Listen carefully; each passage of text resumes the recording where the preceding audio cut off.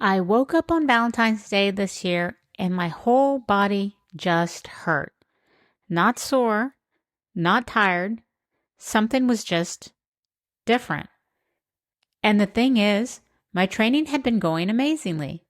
I had just run a full marathon in Honolulu in December, feeling strong. Easy even. My Garmin called it a Zone 2 recovery run. A marathon? A recovery run? Nothing should have felt wrong. But that Valentine's Day morning was the moment I finally started paying attention and connecting the dots to what my body had been trying to tell me for 4 years. Hey y'all, it's your podcast bestie Jama again, and today I want to take you back a ways because what happened this year didn't come out of nowhere. It was the end of a story that started long before that. In 2021 is where I'll pick up. And it took me years to realize this was even a story. I've run 23 marathons at this point. As you know, I've probably said that more often than not. I have been a runner my whole life. And back in college, I learned the hard way what overtraining actually feels like. Stress fractures in both legs at the same time from overuse. I was a sub 5-minute miler back then. Not that it matters. I made a promise to myself after that. Never again. I would never push so hard that I injured myself ever again. So when things started going wrong years later, I knew it wasn't that. I wasn't overtraining. I wasn't doing anything crazy. So what was happening? So here we go to 2021. I ran the Paris Marathon with my little sister who lives in France, which, by the way, is as amazing as it sounds in case you're curious. But I was already wearing knee braces at that time. We completed it. We celebrated it with macaroons and champagne, of course. And then I turned around and ran the Honolulu Marathon in December like I always do to celebrate my birthday. The knees were already signaling something. I just wasn't listening quite yet. Or ready to, honestly. Then comes 2022. I was walking down the steps in the back halls of the Capitol with my friend Kelsey, just taking those stairs like we always did, and my knees literally gave out on me. I had to grab the railing to stop myself from falling, and Kelsey looked at me and said, "Girl, you need to go get your knees checked." I'd been struggling with them for a while. So I did. MRIs, the whole thing. And the orthopedic surgeon told me, normal wear and tear, normal for women your age. Maybe you should think about stopping running. I was 44 years old, y'all. I chuckled to myself and thought, yeah, okay, that's really going to happen. I'm going to stop. Maybe I won't do anything crazy like Leadville or Kauai anymore with all the crazy gains. But stop running, that was never actually an option for me. I got cortisone shots in both knees, and that's when I started strength training seriously for the first time since probably college. I also happened to make the Brooks Run Happy team that year, and we went to Utah for run camp that summer. First, I went to Arches National Park where I free-scaled a wall like it was nothing, and the views were definitely worth it and amazing. But by the time I made it to Park City for run camp, when everyone else was taking the switchbacks up the mountain, I just went straight up. Because switchbacks are boring, y'all. And my knees held up just fine. And again, I ran the Honolulu Marathon in December. All good. Never stopped running. 2023 rolls around. It's another legislative session. Those come every 2 years in Texas, and they are a bit intense. So the weekend session ended, I got on a plane for Cancun. I needed some sun, some sea, sand, and a vacation. Y'all know I love the beach. I went to check out the hotel gym and saw those bars that you hang from and jumped up to grab it like I always would. My shoulder popped out of socket and I literally fell to the ground crying. The shoulder felt a little better after that. And then it just kept popping in and out of socket. Frozen shoulder. I couldn't lift my arm straight up. I couldn't do any weight bearing. And taking my sports bra on and off was honestly the hardest part of my day. It was a struggle, and I'm not going to lie, I would cry having to do it. I spent the rest of my Cancun trip doing Pilates on the beach and sitting by the pool. Oh, and repeatedly going to the spa. I mean, what else? That's what you're supposed to do, right? So afterwards, I went back to the same orthopedic surgeon, same MRI, same answer. Normal wear and tear. Normal for women your age. Cortisone shot. Physical therapy.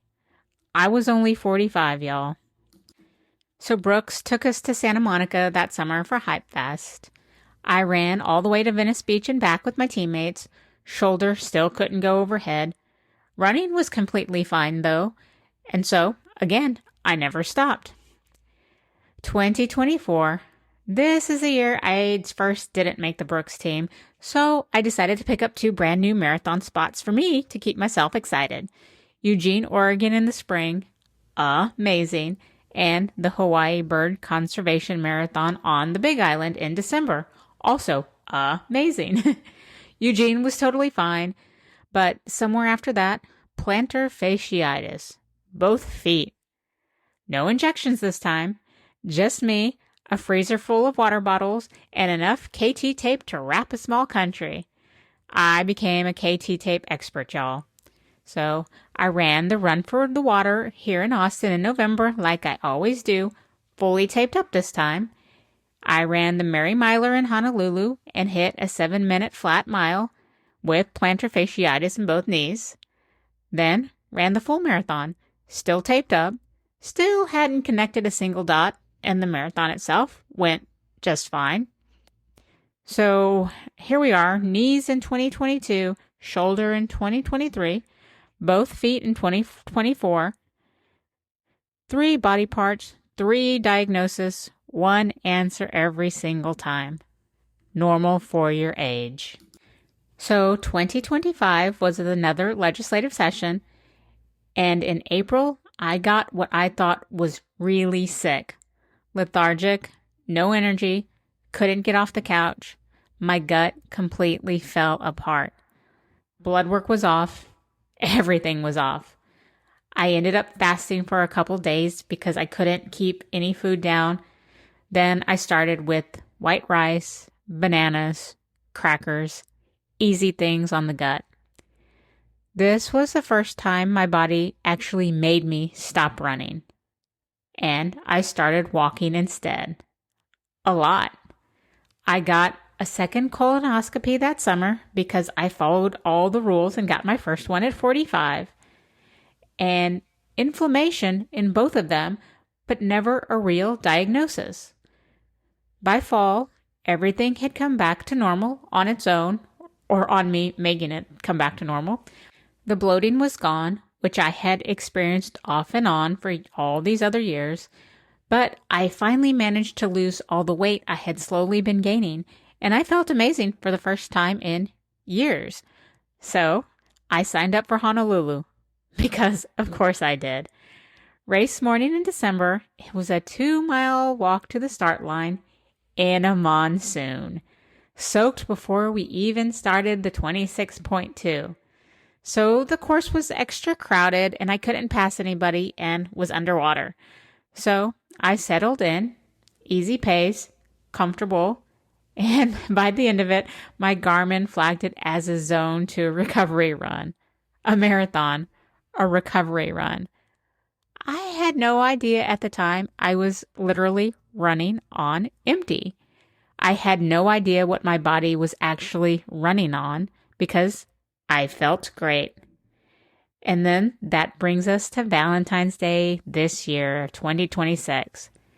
Training for the Austin Half Marathon had been going amazing. I was so excited to be running with the Spy Belt team. I was feeling strong coming off Honolulu. Everything felt good. And then I woke up that morning and my whole body just hurt. Not training soreness, not the kind of tired I know from hard weeks. Something else, something I had never felt before.